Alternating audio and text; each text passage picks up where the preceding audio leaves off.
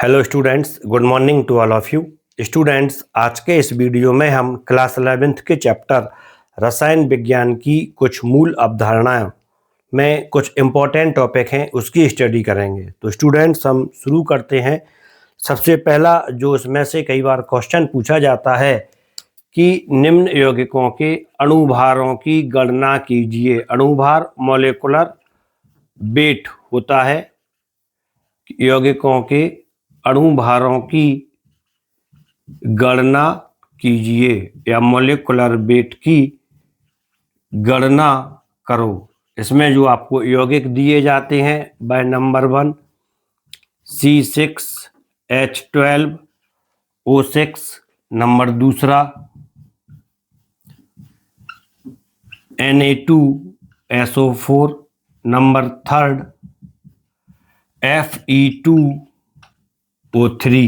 ये तीन यौगिक आपको दिए गए हैं। ये यौगिक कोई भी हो सकता है, ऑर्गेनिक भी और इनऑर्गेनिक भी। तो जिसमें कार्बन, हाइड्रोजन, ऑक्सीजन मिल जाए सामान्यतः वह कार्बनिक यौगिक होता है, और जिसमें इनके अलावा दूसरे एलिमेंट मिल जाते हैं, तत्व मिल जाते हैं, वह नॉर्मली अकार्बनिक होता है। ये सिंपल पहचान है, कोई ये डेफिनेट नहीं है।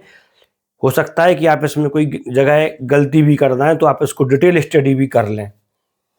तो सबसे पहले क्वेश्चन आता है कि अणुभार होता क्या है, अणुभार की परिभाषा क्या है। तो जो अणुभार है या मॉलिक्यूलर वेट, वह वास्तव में किसी यौगिक में उपस्थित समस्त परमाणुओं के भारों का योग होता है। अर्थात यौगिक में उपस्थित सभी परमाणुओं के भारों का योग, sum of atoms, sum of weight of atoms, सभी परमाणुओं के भारों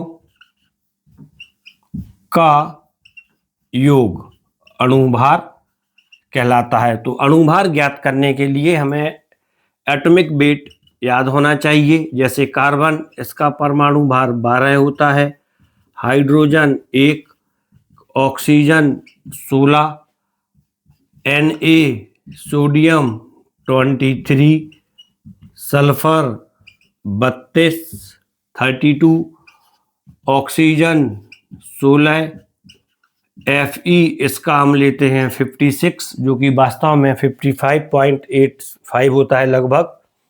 इसको हम 56 ले लेते हैं।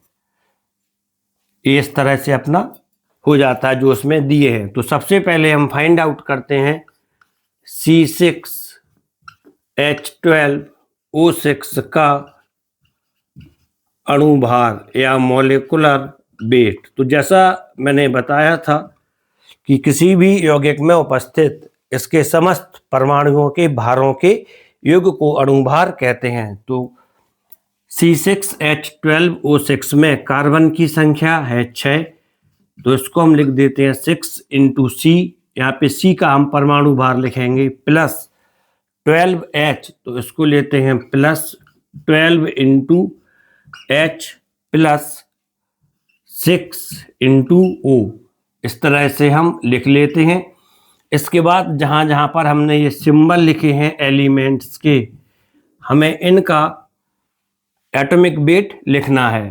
तो 6 कार्बन का एटॉमिक वेट था 12 प्लस 12 हाइड्रोजन का एटॉमिक वेट 1 प्लस 6 × 16। अब इसको मल्टीप्लाई कर दें, तभी आता है 72 प्लस 12 प्लस 96। क्लियर हो जाता। अब इसको हम सम करते हैं, तो ये आता है 0 180।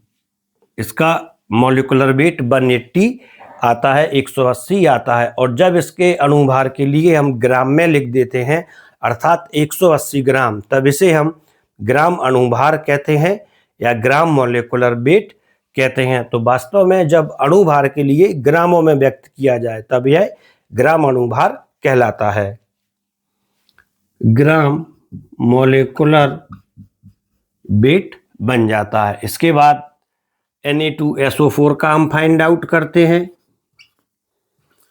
Na2SO4, तो जब Na2SO4 का निकालते हैं तब इसके लिए ट्वाइस इंटू NaS के नीचे कोई डिजिट नहीं है तब इसको लिखते हैं प्लस S प्लस O4 है तब इसको 4 इंटू O लिख देते हैं। अब इसको 2 into Na atomic weight 23, sulphur 32 plus 4 into 16 हो जाता है। 2 इंटू 23 46 प्लस 32 प्लस 64। अब इसको हमें मल्टीप्लाई करना है, ऐड करना है। मल्टीप्लाई करने के बाद ये आता है 6 प्लस 4 10 प्लस 2 12, 2 कैरी किया इसके आगे 1, 6 प्लस 4 10 प्लस 4 142 ग्राम मोलेकुलर वेट। तो Na2SO4 का जो ग्राम परमाणु भार आता है वह आता है 142। तो यहाँ पे हमारा ए वाला पॉइंट क्लियर हो जाता है। ये हमें अणुभार निकालना समझ में आ जाता है। अब क्वेश्चन आता है कि इस अणुभार से हम और क्या निकाल सकते हैं। तो जब हम अणुभार निकालना सीख जाते हैं तो अणुभार निकालने के बाद हम एक दूसरी चीज भी निकाल सकते हैं, इसे हम कहते हैं मोल। आप इसको एक बार चेक कर लें। 46, 32, 64।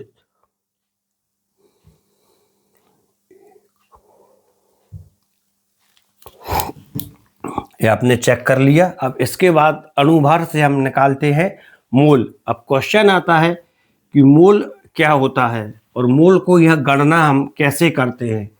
तो सबसे पहले हम निकालते हैं मोल। जब भी आप मोल की गणना करेंगे तब आपको अणुभार निकालना आना चाहिए। इसके बाद सेकेंड टॉपिक आता है मोल।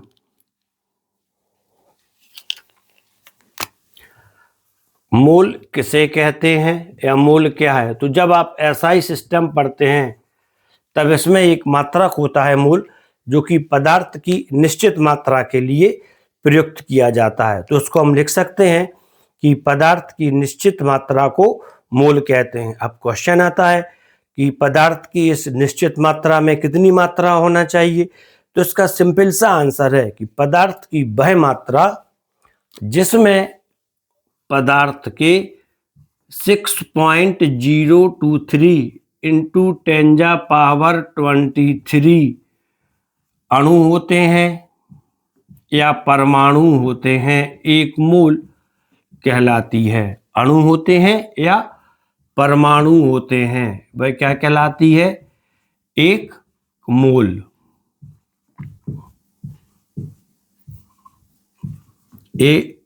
एक मोल पदार्थ की सिंपल डेफिनेशन हो जाती है। इसका एक सिंपल एग्जाम्पल अब आता है कि हम मोल की गणना कैसे करते हैं। पहले जो एक चीज और समझ लें, जो पूछा जाता है 6.023 इंटू 10⁻23, इसे हम एवोगैड्रोज नंबर भी कहते हैं। कई बार आपसे क्वेश्चन में पूछा जाता है, इसे हम कैपिटल N से रिप्रेजेंट करते हैं। इसके बाद मोल की गणना या कैलकुलेशन कैसे की जाती है। तो मोल की गणना करने के लिए एक सिंपल फार्मूला का यूज होता है। वह फार्मूला होता है पदार्थ का भार, weight of substance upon molecular weight of substance, मतलब पदार्थ का अणुभार। तो अणुभार कैसे निकालते हैं ये आप सीख चुके हैं। अब इसमें एक क्वेश्चन लिखते हैं यहाँ पे कि निम्न में मोल की गणना कीजिए। मोल की गणना कीजिए। सबसे पहले सिंपल यहां पे लिख लेते हैं 180 ग्राम ग्लूकोस या सेकंड 142 ग्राम Na2SO4 सोडियम सल्फेट।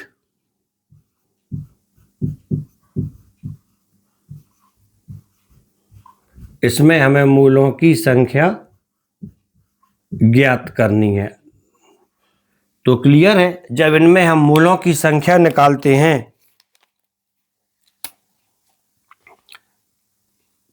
तो जो फार्मूला होता है वह होता है मोलों की संख्या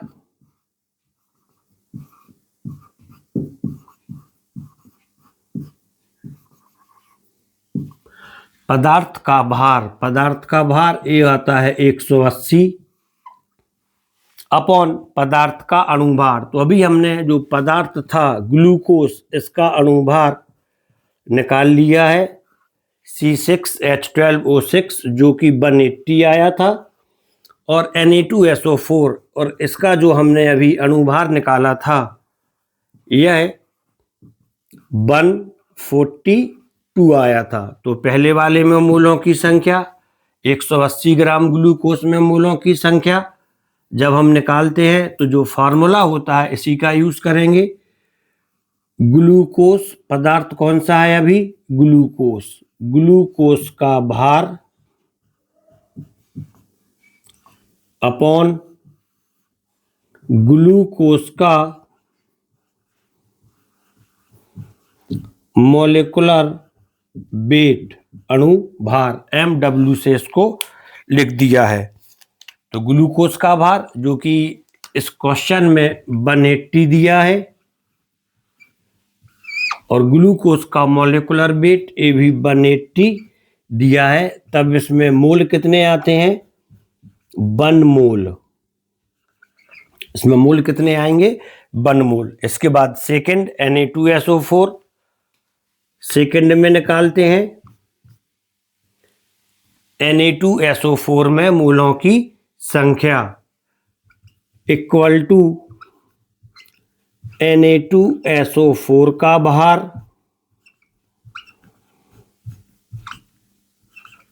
अपॉन Na2SO4 का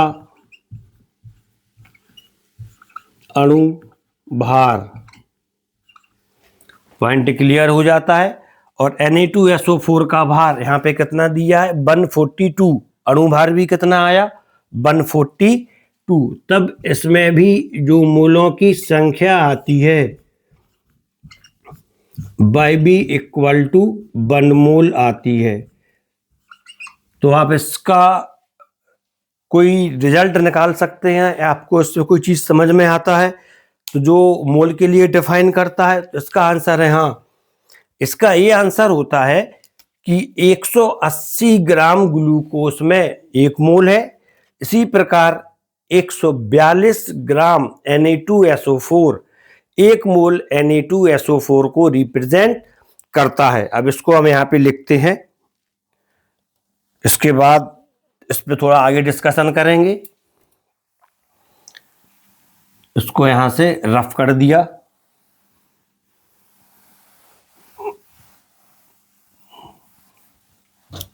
यहां से आपको ध्यान देना है 180 ग्राम ग्लूकोस इक्वल टू 1 मोल। इसी प्रकार 142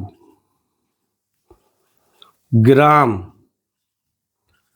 Na2SO4 इक्वल टू 1 मोल। ये दोनों की मात्राएं अलग अलग हैं। ग्लूकोस 180 ग्राम है, Na2SO4 142 ग्राम है, लेकिन दोनों किसे रिप्रेजेंट करते हैं 1 मोल को। इसके अलावा ये रिप्रेजेंट करते हैं कि इन दोनों के 1 मोल में 6.023 इंटू 10⁻23 अणु होते हैं।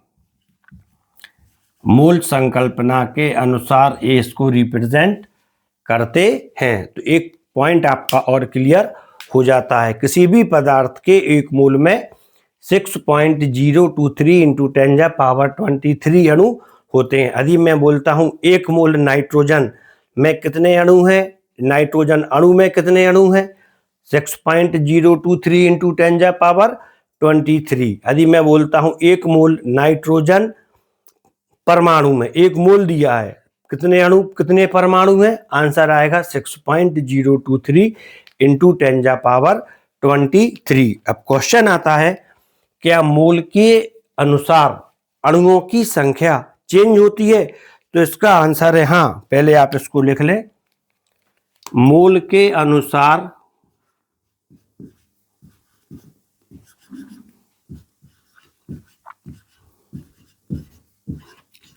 अणुओं की संख्या परिवर्तित होती है। नंबर ऑफ मॉलिक्यूल्स, मोल के अनुसार अणुओं की संख्या परिवर्तित होती है और इसे हम निम्न प्रकार से ज्ञात करते हैं कि किसी पदार्थ के मोल में उपस्थित अणुओं की संख्या। इसको रफ किया, एक कॉन्सेप्ट आपका क्लियर हो गया है। यदि हमने इसमें क्वेश्चन देते हैं 90 ग्राम ग्लूकोज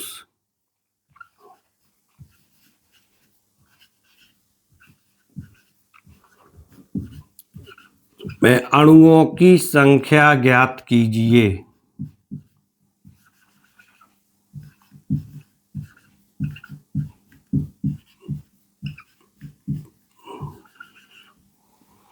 अणुओं की संख्या ज्ञात कीजिए। तब इस क्वेश्चन को हम दो तरह से कर सकते हैं।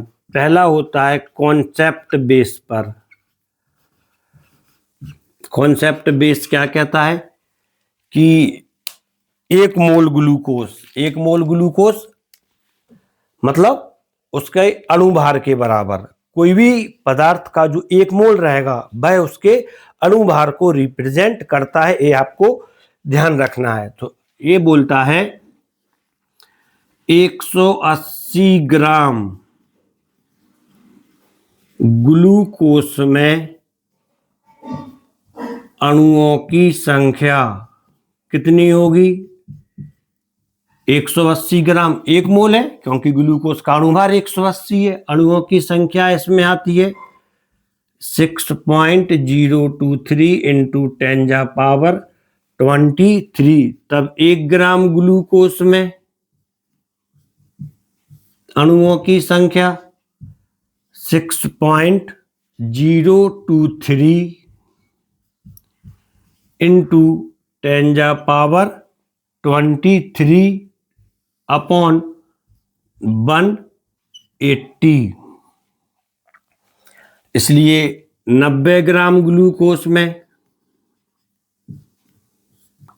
अणुओं की संख्या ये आती है 6.023 इंटू 10⁻23 इंटू 90 अपॉन 180। इसको डिवाइड कर दिया 2, इसको डिवाइड कर दिया 3.012 इंटू 10⁻23 अणु।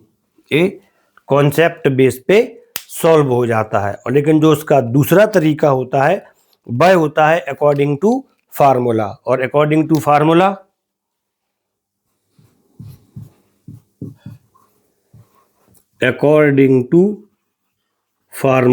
फार्मूला के अनुसार अणुओं की संख्या,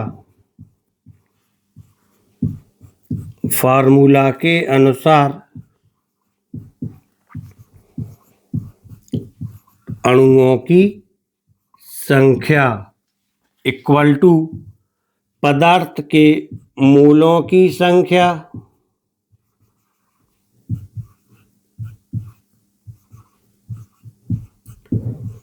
पदार्थ के मोलों की संख्या इंटू 6.023 इंटू 10⁻23। और पदार्थ के मोलों की संख्या कैसे निकालते हैं? पदार्थ का भार अपॉन पदार्थ का अणुभार m। पदार्थ का भार इसको लिख दिया W से, अणुभार को लिख दिया m से, इंटू 6.023 इंटू 10⁻23। अब इस फार्मूला में हम ये वैल्यू पुटअप कर देते हैं। 180 ग्राम ग्लूकोज, क्लियर है। पदार्थ का भार 180, ग्लूकोज का अणुभार ए भी आएगा 180, पदार्थ का भार 180 नहीं 90 था, इसमें 90 ग्राम, 90 इंटू 180 इंटू 6.023 इंटू 10⁻23। तो ये आंसर आपका एज इट इज आ जाता है 3.012 इंटू 10⁻23 अणु। तो ये आपका कॉन्सेप्ट क्लियर हो जाता है। इसमें आपने 3 चीज़ें अभी समझ ली हैं। पहला अणुभार फाइंड आउट करना, दूसरा मोलों की संख्या फाइंड आउट करना, और तीसरा दिए गए भार में या मोलों की संख्या में अणुओं की संख्या ज्ञात करना। इस तरह के आपने ये क्वेश्चन समझ लिए हैं। इसके बाद अब हम एक और जो नेक्स्ट कॉन्सेप्ट है परसेंटेज कंपोजिशन, उसको कैसे फाइंड आउट करते हैं इसकी स्टडी करेंगे। परसेंटेज कंपोजिशन की, इसके लिए कोई क्वेश्चन देखते हैं। सबसे पहले एक क्वेश्चन यदि आपको इस तरह से मिलता है, Na2SO4 में उपस्थित Na2SO4 में उपस्थित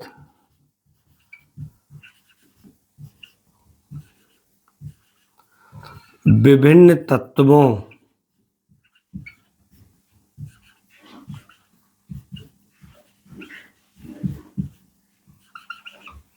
की प्रतिशत मात्रा की गणना कीजिए।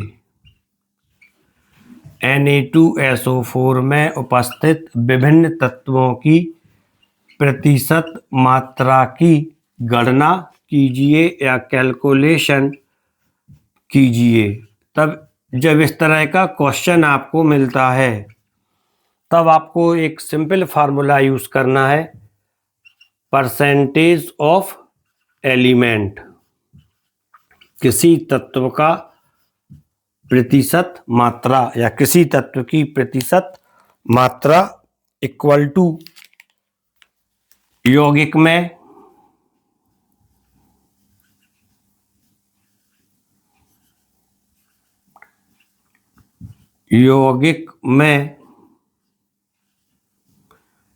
तत्व या एलिमेंट का भार, यौगिक में तत्व का भार अपॉन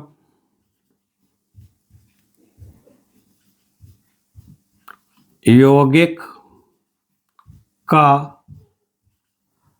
अणुभार, मोलिकुलर वेट फिर से आपको निकालना पड़ेगा। और अणुभार कैसे फाइंड आउट करते हैं ये मैं बता चुका हूं, मल्टीप्लाई बाई 100 इतना करना है। तो सबसे पहले इसका अणुभार जो हमने निकाला था उसको एक बार क्विक रिवीजन में देख लेते हैं। Na2SO4 equal to 2 into Na plus S plus 4 into O equal to 2 into 23 plus 32 plus 4 into 16 equal to 46 plus 32 plus 64 equal to 142। आपको ए वाली जो लाइन है, ए लाइन ध्यान रखना है। यदि ए लाइन गड़बड़ होती है तब आपका जो परसेंटेज है वह सही नहीं आएगा। तो सबसे पहले हम निकालते हैं percentage of Na means sodium, sodium की प्रतिशत मात्रा। तो यौगिक में तत्व का भार, यौगिक में तत्व का भार कितना है सोडियम का? 46। 23 इसका एटॉमिक वेट है, इसमें भार कितना है? 46। तो हमें लेना है 46 अपॉन यौगिक का अणुभार, अणुभार आया था इसका 142 इंटू 100। अब इसको हम मल्टीप्लाई करेंगे, ये आता है 46 upon 4600 into not into upon 142। अब इसको डिवाइड करते हैं और डिवाइड करने के लिए कैलकुलेटर का use. 4600 divide by 142 equal to 32.39। 32.39% आ जाता है। इसके बाद सेकेंड परसेंटेज ऑफ सल्फर। तो यौगिक में सल्फर का भार ये आया था 32 अपॉन यौगिक का अणुभार ये आया था 142 into 100 equal to 3200 upon 142 equal to, फिर से डिवाइड करना है, फिर से हम AI का यूज करेंगे। 3200 upon 142 equal to 22.53 equal to 22.53%। ये आ जाता है यौगिक में सल्फर की परसेंटेज। इसके बाद थर्ड है percentage of oxygen. Percentage of oxygen equal to,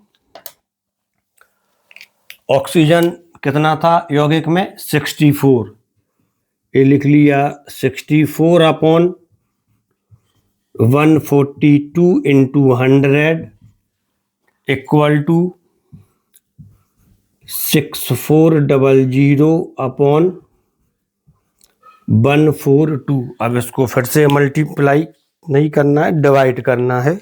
अब 6400 डिवाइड बाई 142 इक्वल टू 45.07। कितना आया? Equal to 45.07%। जब आप इन तीनों का यूज करते हैं तो ये लगभग 100 होना चाहिए, तब आपका आंसर सही है। तो आप इसको इस तरह से फाइंड आउट कर सकते हैं, पॉइंट क्लियर हो जाता है। इसी तरह आप C6H12O6 में भी कार्बन, हाइड्रोजन और ऑक्सीजन की परसेंटेज फाइंड आउट कर सकते हैं। CaCO3 में भी कैल्शियम,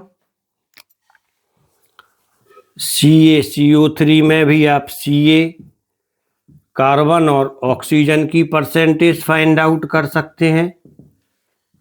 C6H12O6 में कार्बन की परसेंटेज, हाइड्रोजन की परसेंटेज और ऑक्सीजन की परसेंटेज फाइंड आउट कर सकते हैं। तो ये आपके परसेंटेज भी क्लियर हो जाता है। इसके बाद जो और चीज़ें इसमें पूछी जाती हैं, हम 5 मिनट में उसकी भी स्टडी करेंगे।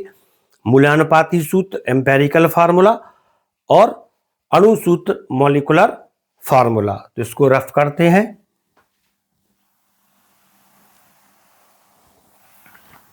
मूलानुपाती सूत्र,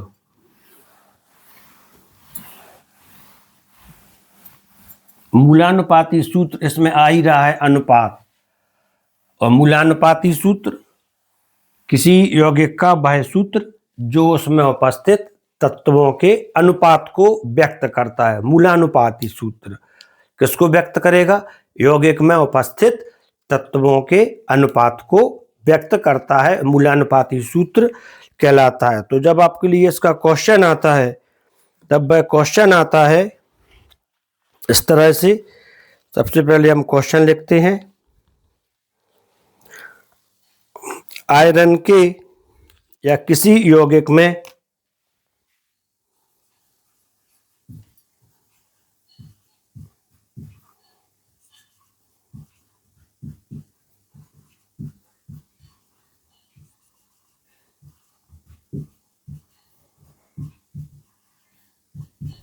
Fe इक्वल टू 69.9, इसको लिख देते हैं 70%। बा ऑक्सीजन इक्वल टू 30% है, इसका मूलानुपाती सूत्र ज्ञात कीजिए। इसका मूलानुपाती सूत्र ज्ञात कीजिए। इस तरह से आपका ये क्वेश्चन आ सकता है। यदि आप उसको एक्यूरेट देखेंगे जो बुक में दिया है, तब Fe इक्वल टू दिया है 69.9%, ऑक्सीजन इक्वल टू दिया है 30.1%, जिसको हमने एक्यूरेट लगभग इस तरह से ले लिया था। तो जब हमें मूलानुपाती सूत्र फाइंड आउट करना होता है, तो इसके लिए हम एक टेबल का यूज करते हैं, एक सारणी का यूज करते हैं। और यह सारणी होती है, सबसे पहले आपको लिखना है क्रमांक, क्रमांक के बाद लिखना है तत्व का प्रतीक, सिंबल ऑफ एलिमेंट। इसके बाद तत्व की प्रतिशत मात्रा।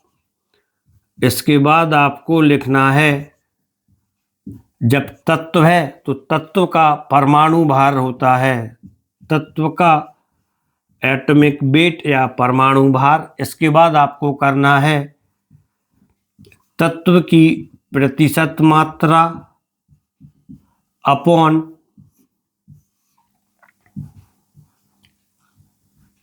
तत्व का एटॉमिक वेट, ये करना है। इसके बाद सिंपल रेशियो फाइंड आउट करना है। सिंपल रेशियो मीन्स सरल अनुपात। इस आपको एक टेबल बनानी है।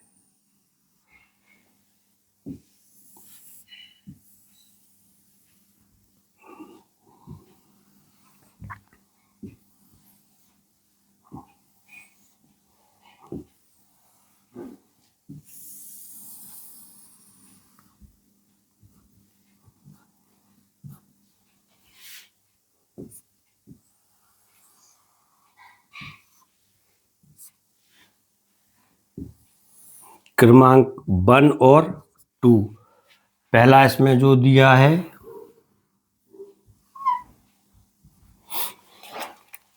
उसको देखते हैं। पहला दिया है तत्व कौन सा? Fe। दूसरा दिया है ऑक्सीजन। Fe की जो परसेंटेज है 70 लेते हैं, यहाँ पे 70। ऑक्सीजन की ले लेते हैं 30। तत्व का एटॉमिक वेट Fe का हमने लिया था यहाँ पे 56, ऑक्सीजन का लिया था एटॉमिक वेट 16।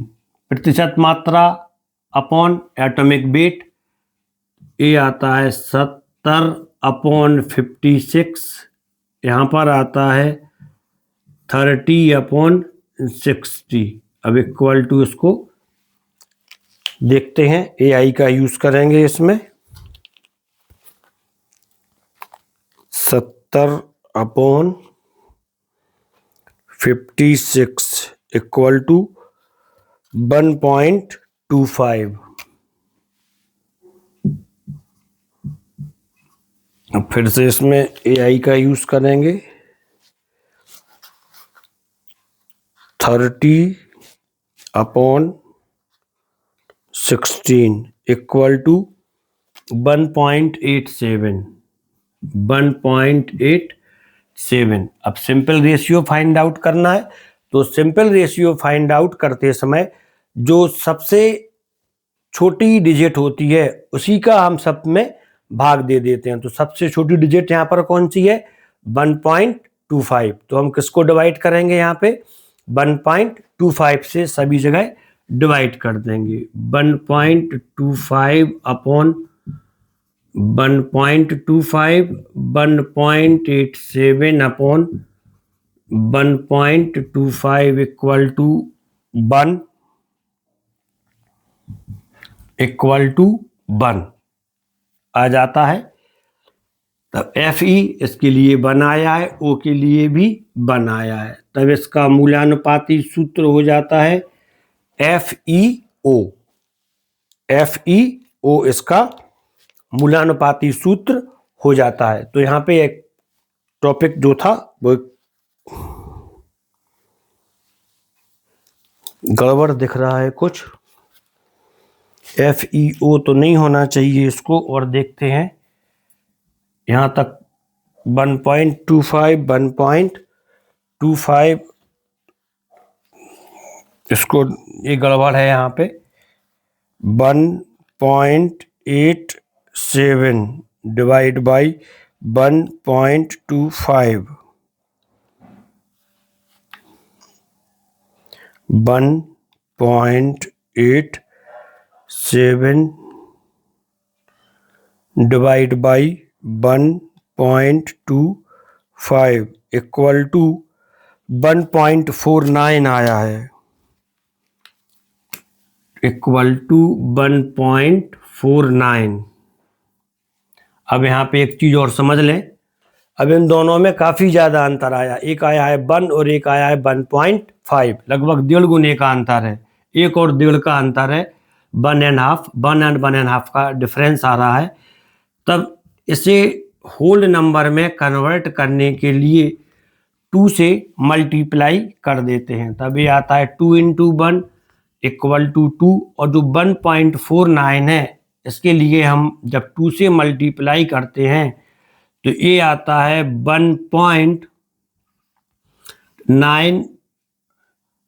2.98 अर्थात इक्वल टू ये हो जाता है 3 के। तो 2 और 3, तब जो आंसर आता है वह हो जाता है Fe2O3। यहाँ पे थोड़ी सी लापरवाही यदि आप कर देते हैं, जैसे कि यहाँ से हुई थी 1.87 अपॉन 1.25, पूरा क्वेश्चन सही था, लेकिन थोड़ी सी गलती हम यहाँ पे कर देते हैं ओवर कॉन्फिडेंस में, तब हमारा क्वेश्चन गलत हो जाता है। तो ये गलती आपको नहीं करना है, आपको भी पूरा यहाँ पे ये डिवाइड करना है। और उसके बाद यदि सिंपल नंबर नहीं आता है, होल नंबर नहीं आता है, तब आपको किसी एक डिजिट से मल्टीप्लाई करना है जिससे कि एक होल नंबर आ जाता है। तो आपका ये आंसर क्लियर हो जाता है। इसका मूलानुपाती सूत्र आता है Fe2O3। ये आपका आंसर हो जाता है मूलानुपाती सूत्र का। इसके बाद जो एक इसमें नेक्स्ट भी देख लेते हैं, अणुभार। अणुभार तो आपको आ गया निकालना। अणु सूत्र, अणु सूत्र या molecular weight,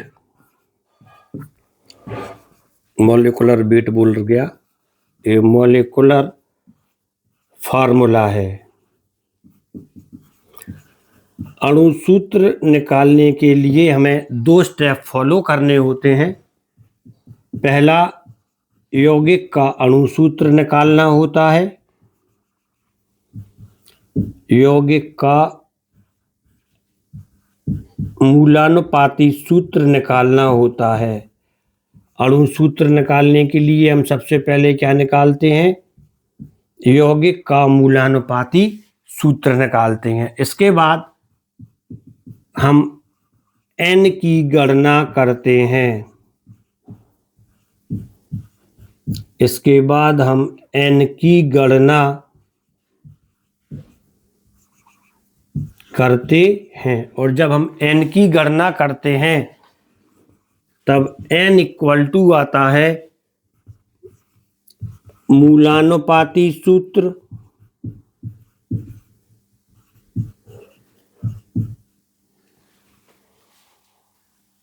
n equal to निकालने के लिए सबसे पहले हम निकाल लेते हैं मूलानुपाती सूत्र भार, और दूसरी चीज ये हमें दी रहती है यौगिक का अणुभार, ये हमें दिया रहता है। n निकालने के लिए दो चीजों की आवश्यकता होती है, मूलानुपाती सूत्र भार और यौगिक का अणुभार। तब इससे जो n इक्वल टू आता है उस n इक्वल टू का जो फार्मूला होता है n इक्वल टू यौगिक का मॉलिक्यूलर वेट अपॉन मूलानुपाती सूत्र भार, मूलानुपाती सूत्र भार एम्पेरिकल फार्मूला वेट, यही n की वैल्यू देता है। अब इसके बाद अणु सूत्र निकालने के लिए n का यूज कैसे करते हैं, तब अणु सूत्र इक्वल टू मूलानुपाती सूत्र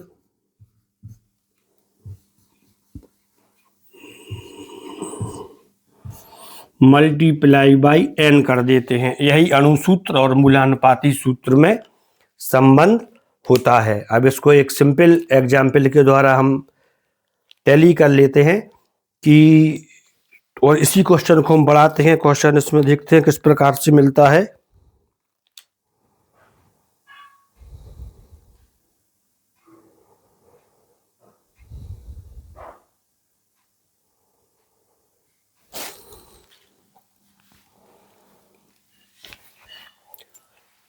इसी से हम निकालते हैं अणुभार, निकाल के इसको रफ, ये आपका मूलानुपाती सूत्र क्लियर हो गया था। इसके बाद हमें निकालना है अणु सूत्र, तो इसको रफ करते हैं पहले।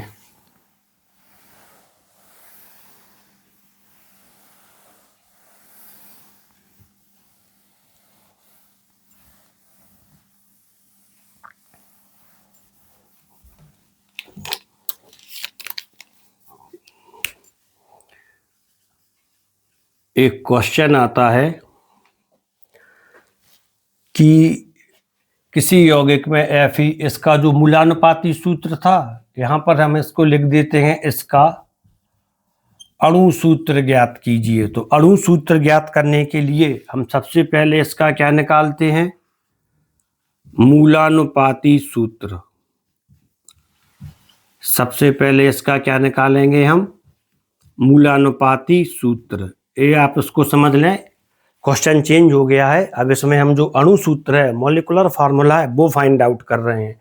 पहला स्टेप होता है यौगिक का मूलानुपाती सूत्र फाइंड आउट करना। पहला स्टेप, क्वेश्चन वही है, इसका मूलानुपाती सूत्र, इसका मूलानुपाती सूत्र आया था Fe2O3।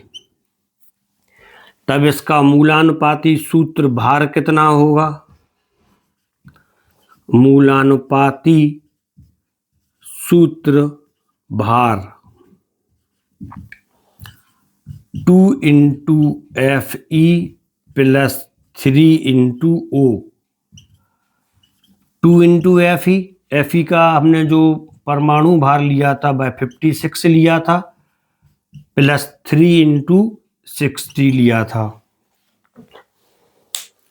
अब इसको मल्टीप्लाई करते हैं और इसके लिए हम जानते हैं आप लोग, हम आर्टिफिशियल इंटेलिजेंसी का ही यूज़ करते हैं। 2 इंटू 56, तो बहुत ज़्यादा टफ था। 50 दूनी 100 और 6 दूनी 12, 112 है, प्लस 48, ये हो जाता है अब आपका 12, 8, 20 और 60, 160। इसका मूलानुपाती सूत्र भार 160 है, और इसका जब हम अणु भार निकालते हैं, इसका अणु भार भी कितना आएगा, यही इसका अणु भार हो जाता है 160। तब इसके लिए n की वैल्यू कितनी आएगी, यौगिक का अणु भार n इक्वल टू यौगिक का अणु भार मॉलिक्यूलर वेट अपॉन मूलानुपाती सूत्र भार empirical formula weight, empirical formula weight मूलानुपाती सूत्र भार इक्वल टू 160 अपॉन 160, n की वैल्यू आती है 1। तब इसका अणु सूत्र कितना होगा, इसको यहां से अब रफ कर देते हैं।